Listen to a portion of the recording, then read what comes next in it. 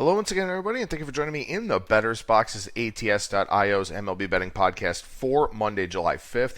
I'm your host, Adam Burke, reminding you to check out the daily article every day over at ATS.io with my thoughts, my picks for the Major League Baseball card.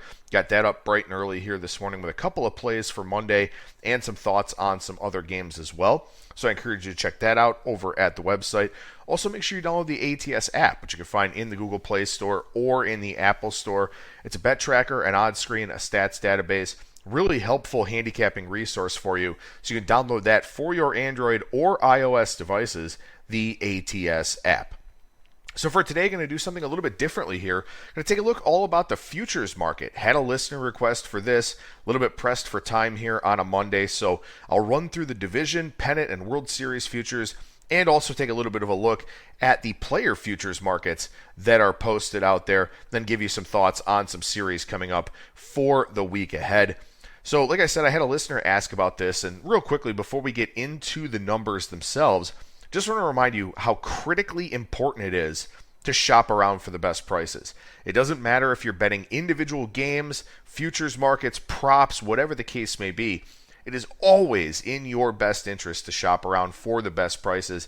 That means having multiple outs. That means being able to compare different sports books. So this is something you want to get in the practice of all the time, but especially with regards to futures markets, because anything you can do to increase your profit potential will also increase your options as we get to the tail end of the season in terms of hedging and things of that sort. So definitely very important to shop around for the best prices.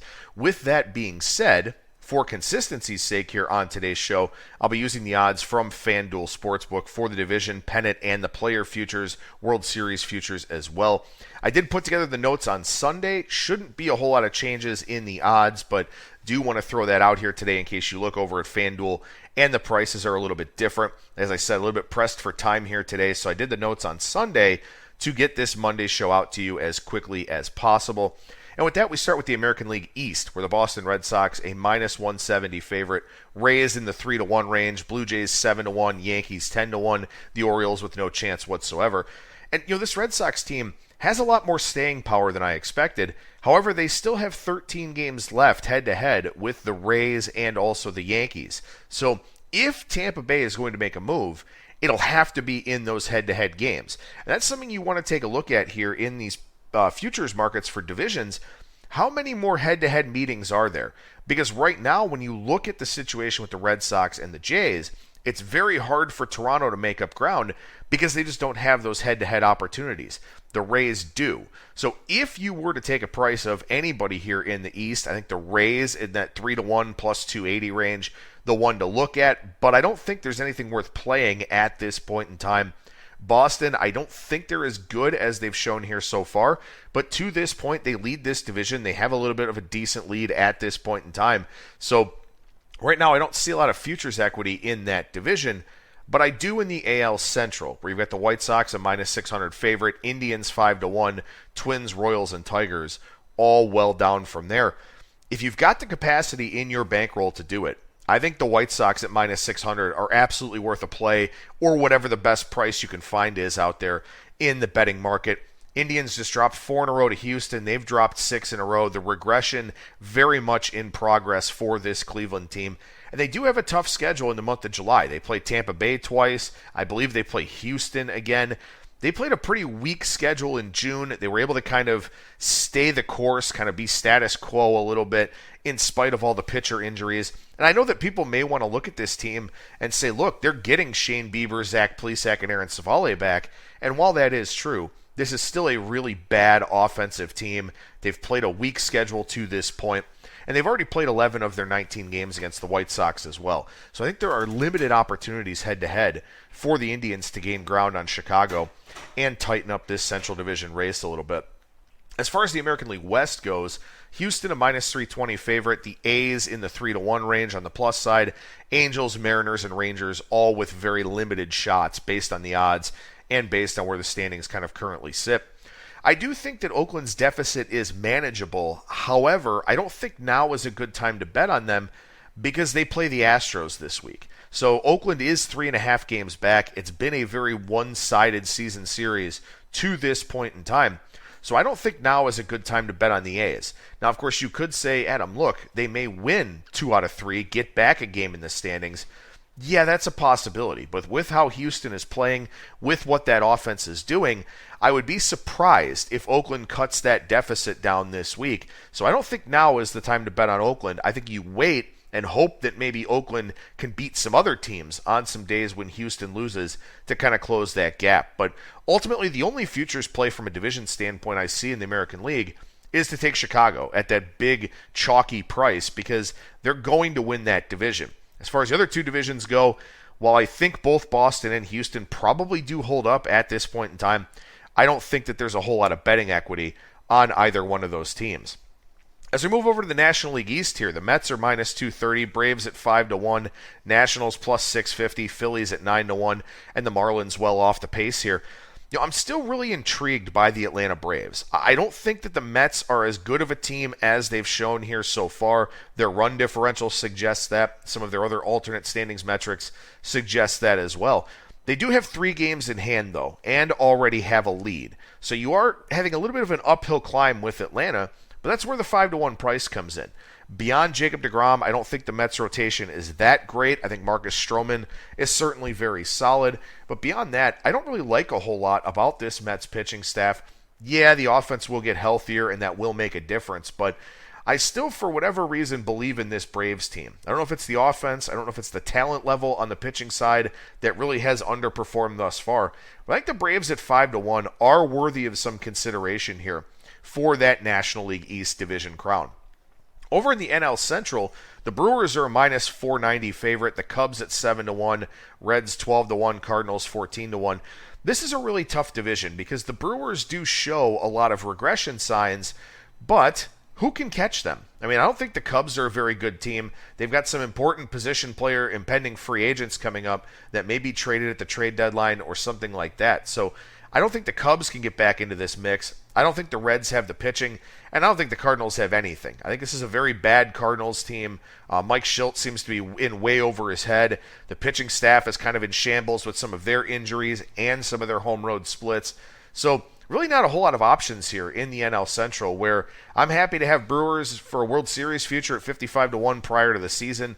Other than that, I don't really see a whole lot of futures equity in that National League Central.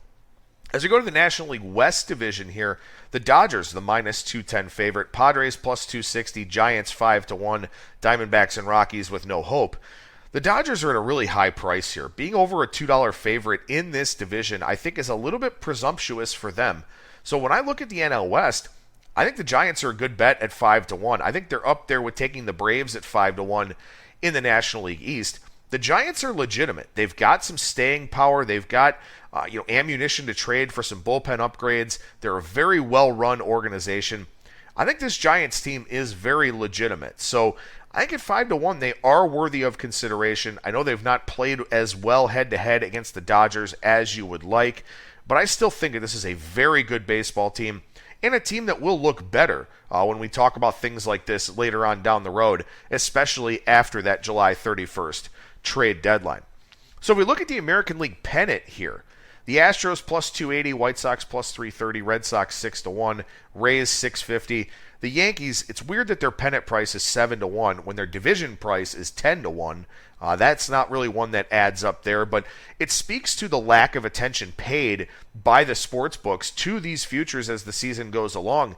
That is strictly a line based on their preseason exposure to the Yankees, where they don't want to open themselves up to more money, but they could put New York at 12-1, 14-1, something like that. And I still don't think at this point in time they would take a whole lot of money on the Bronx Bombers there. But as far as the pennant futures go, there's one team that I think stands out here, and it is the Chicago White Sox at plus 330. And the sole reason for that is because they're going to win the division. They're going to avoid the wild card round. They're going to get right into the division series. They've got a very good roster. They should get better as the season goes along as well. However, I think there's a better futures bet with the White Sox, and of course we'll talk about that here in a minute. Over the National League pennant side, Dodgers plus 195, Padres plus 430, the Mets plus 460, Brewers 550, the Giants at 14-1, the Braves at 23-1. I'm looking at both the Giants and the Braves here. I think at 14-1, the Giants are a really good look to win the National League pennant. Now, a big reason for this is exactly what I just talked about with the White Sox, in that the Giants are going to make the playoffs. Both wildcard teams will come from the West Division, and of course we'll have the division winner there. So 3 of the 5 playoff teams in the National League will come from the West Division. There's no team in the East that looks good enough to be a wild card, and obviously no team in the Central Division that looks like a wild card. So the Giants will get in. At 14-1, I think that's worthy of a look here because they're going to get into the playoffs. They're going to have an opportunity. Whether it's a one-game playoff or not remains to be seen. If they can throw Kevin Gausman in that one-game playoff, that would be huge for them. But like I said, I think they're going to get in. And so I think at 14-1, they are definitely worth a look here for the pennant. And this is one that's different from the White Sox, who are a World Series future to me. You know, the Giants are 16-1 to win the World Series, 14-1 to win the NL pennant. Might as well just take them to win the NL pennant at that point. You're not really getting a whole lot more line equity waiting on the World Series price. Whereas for the White Sox for the World Series at 8-1, I think that's definitely better than their plus 330 price tag to win the American League pennant. They will be in the playoffs. Both of those teams, the Giants and the White Sox, will be in the playoffs. And that's an important thing when you're looking at the futures markets here. Take a team that you know is going to the postseason. Don't guess on whether or not they'll get there. Take a team that you know will get to the playoffs, barring some sort of catastrophe or something like that. The last thing you want is to have to sweat a bet to get into the playoffs, let alone then having to kind of play around with the future and all of that. For example, a team like the Atlanta Braves are 23-1 to win the National League pennant, 33-1 to win the World Series. Do I think they can get in? Yeah, I think so. But I would rather take them at 5-1 for the division because that's their only path into the playoffs. They cannot get there as a wild card team. So with that in mind, I'll take the 5-1 for the division and not sweat them making the playoffs at all with 23-1, 33-1, something like that. I think that would be a better approach, at least as far as I'm concerned. But of course, if you want to go for, the big payout, the big profit potential, the lottery ticket, so to speak, I think you can kind of take a look at that. But again, as overall here, as far as the futures market goes, I think you look at the White Sox because they're going to make the playoffs, and the Giants because they're going to make the playoffs, and the Giants with some bigger, nicer prices out there in the futures markets. Make sure you email me, skatingtripods@gmail.com, to get the notes for these editions of the Bettor's Box, the script that I go off of for the show here. You can get a lot of good information coming out of this podcast and out of the notes for the show. Quickly, let's roll through the player futures here and kind of take a look at these. The AL MVP, Shohei Ohtani, the favorite, minus 155. Vladimir Guerrero Jr., the second choice, plus 140. Nobody else lower than 40-1 out there in the marketplace. And the reality is, if Shohei Ohtani stays healthy, he should win this. I mean, he's putting up numbers that we haven't seen since Babe Ruth. Now, Vladimir Guerrero Jr. could win the Triple Crown, and obviously could take some votes away from Ohtani. But with Ohtani being a dual threat guy, being a pitcher and also a hitter, this is his award to lose at this point in time, and there are some injury concerns to be sure. But with that being said, it's probably Ohtani, and if it's not, it's Vlad Jr. So if you're looking for anything here in this AL MVP market, I think you have to get really creative. I think you have to look at a really extreme long shot. A reasonable price may be Carlos Correa at 60-1, having a big year in a contract year. Astros look to be one of the best teams in baseball again. So maybe Correa is sitting on a monster second half, can kind of push himself into that discussion, and especially if Vlad gets hurt or if Ohtani gets hurt, Correa probably the guy who I think is next in line to really be the top choice. So at 60-1, you could maybe throw a small bet on him. But I'm also looking at Joey Gallo here at 200-1. Joey Gallo, since the start of June, basically since the substance crackdown, has been a really, really potent hitter. He's on track for over 40 home runs, and I think there's a chance that Gallo gets traded here at the trade deadline. And if he goes to a contending team and winds up having a big August and September, that's a guy that could work himself into the mix in case of injury to Ohtani or Guerrero as well. So the only thing I would really look at there is either Correa or Gallo, but again, right now it looks like it's either Ohtani or Vladito. The NL MVP race, Jacob deGrom plus 115, Fernando Tatis plus 160, Ronald Acuna Jr. plus 450, everybody else 35-1 or higher. I don't think that there's a whole lot of equity here for the NL MVP. If DeGrom stays healthy, he probably wins it because he's having a ridiculous season, both at the plate and especially on the mound. If he doesn't, Fernando Tatis Jr. wins it. If he's not healthy, Ronald Acuna Jr. wins it. So you basically need 3 guys to get hurt for any of the long shots to come through here for the NL MVP. So I don't really see it happening. And also, too, a lot of the guys having big years. Acuna, not on a playoff team as of right now. Jesse Winker, Nick Castellanos, not on a playoff team. Nolan Arenado, not on a playoff team.